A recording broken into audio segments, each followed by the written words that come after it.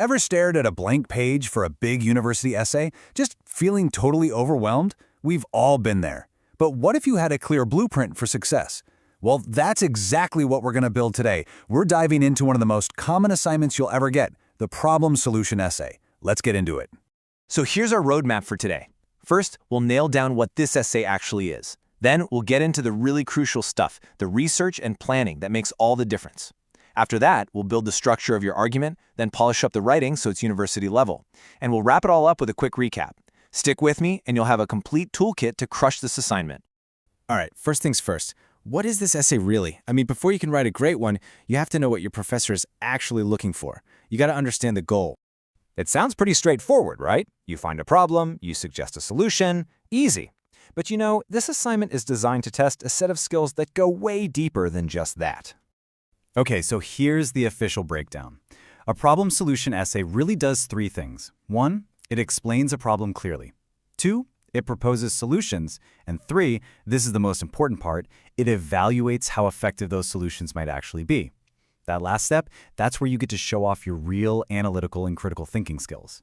And look, this isn't just some abstract academic exercise. You're going to use this framework to tackle some really complex real-world topics.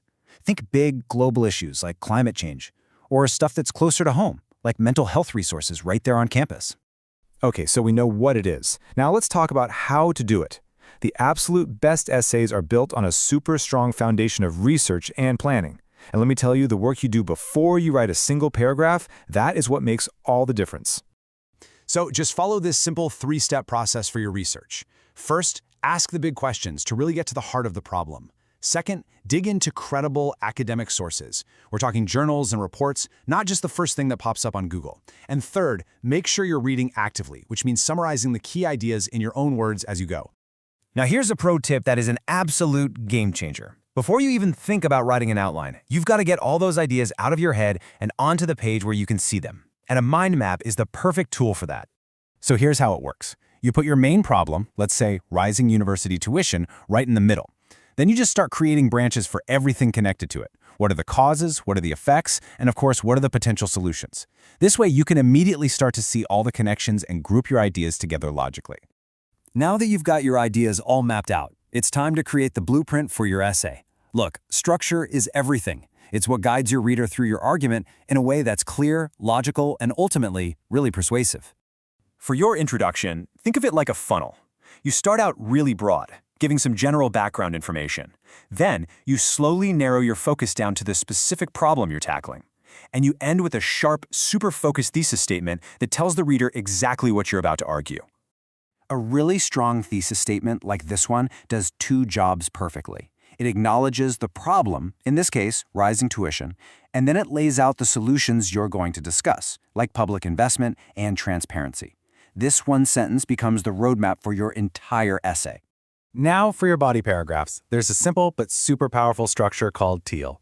Honestly, this acronym is like your secret weapon for making sure every single paragraph is focused, well-supported, and ties back to your main argument. Let's break it down. First up is T for topic sentence. This should be the very first sentence of the paragraph, and it needs to state one single clear point that supports your main thesis. So here, the point is that public funding is a good solution.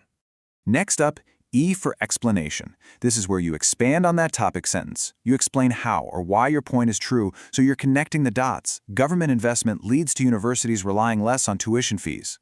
The second E stands for evidence. This is absolutely critical. It's where you bring in your research to back up what you're saying. You need a fact, a statistic, or a quote from a credible source. This is what gives your argument real weight. And finally, L is for link. This last sentence wraps up the paragraph by connecting everything you just said right back to your main thesis. You're just reminding the reader how this one point supports your overall argument. Okay, your structure is rock solid. Now it's time for the polish. Writing at the university level isn't just about what you say, it's about how you say it. It requires a certain tone and style to sound academic and professional. Check this out. It's a simple fix that makes a huge difference. Instead of using everyday language like, "this is a big issue," you want to go for something more precise and formal, like, "this issue poses significant economic and social challenges." See?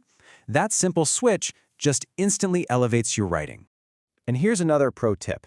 Academic writing almost never speaks in absolutes. You want to use what's called cautious language, words like may, might, or is likely to. Using them shows that you get the complexity of the issue. It shows you're thinking critically, and professors love to see that. All right, we have covered a lot of ground. So let's put it all together in one final recap, so you have a super clear plan of action. Remember that funnel we used for the intro? Well, your conclusion is basically the opposite. It's an upside-down triangle.